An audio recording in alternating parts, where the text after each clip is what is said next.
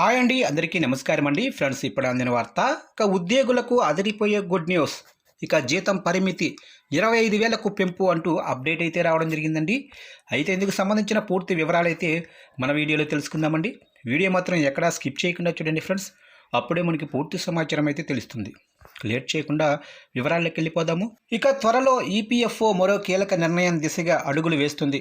ఈపీఎఫ్ఓలో basic salary లిమిట్ను 25,000కు పెంచేందుకు ready అవుతుంది. అసలు బేసిక్ శాలరీ లిమిట్ పెంచడం వల్ల ఎవరికి లాభం, దీనివల్ల ఎలాంటి బెనిఫిట్ ఉంటుంది అనేది ఒకసారి తెలుసుకుందాం. ఇక ఈపీఎఫ్ఓ విషయంలో కేంద్ర ప్రభుత్వం మరో కీలక నిర్ణయం తీసుకోబోతుంది.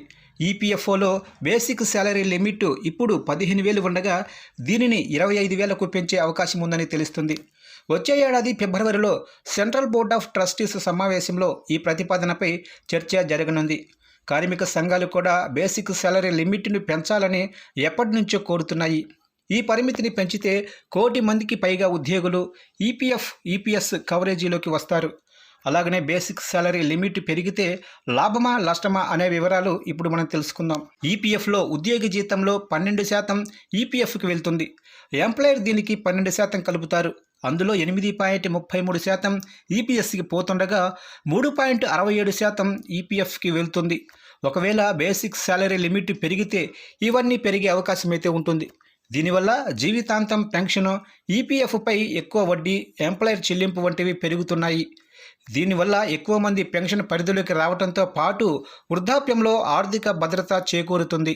ఇక కేంద్ర ప్రభుత్వం ఇది అమల్లోకి తీసుకొస్తే 15,000 దాటి 25,000 లోపు సంపాదిస్తున్న వారు కూడా ఈపీఎస్ పరిధిలోకి వస్తారు. దీనివల్ల ఉద్యోగులకు బెనిఫిట్ జరుగుతుంది.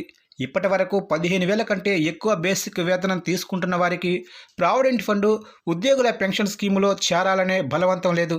దీంతో ఉద్యోగులు ఎప్పుడైనా వీటి నుంచి తప్పుకోవచ్చు. నగరాల్లో తక్కువ లేదా మిడిల్ స్థాయి ఉద్యోగులు ఎక్కువ. దీంతో లిమిట్ పెంచాలని కార్మిక సంఘాలు ఎప్పటి నుంచో కోరుతున్నాయి.